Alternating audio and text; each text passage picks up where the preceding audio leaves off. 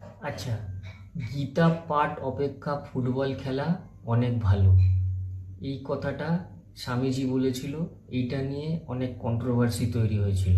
সেটাই কালকে আমার কাছ থেকে একজন জানতে চেয়েছিল যে এই কথাটা স্বামীজি কেন বলেছিল। তাহলে কি গীতাকে অপমান করা হলো? আগে ভালো করে বোঝো কথাটা কেন বলেছিল। স্বামীজি যেই সময় দাঁড়িয়েছিল সেই সময়ের সমাজটাকে একটু ভালো করে লক্ষ্য করে দেখবে।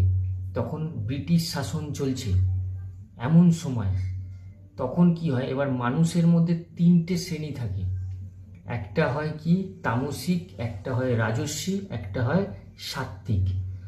তো তামসিক হয় তারা যারা সারা দিন একদম কেলিয়ে পড়ে থাকে, কোনো কাজবাজ করে না, পায়ের ওপর পা তুলে ভুঁড়ি হয়ে যাচ্ছে, খালি খায় দায় আর ঘুমায়, কোনো ঈশ্বরের নাম জ্ঞান নেই, কিচ্ছু নেই।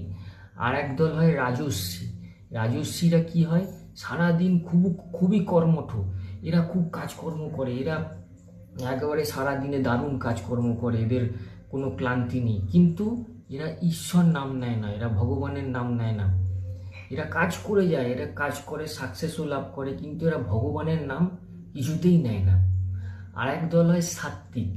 সাত্ত্বিক কারা হয়? সাত্ত্বিক তারাই হয় যারা তাদের প্রত্যেকটা কর্মের পেছনে ঈশ্বরের হাত বলে দাবি করে, ঈশ্বরের কর্ম বলে সমস্ত কর্ম তারা করে।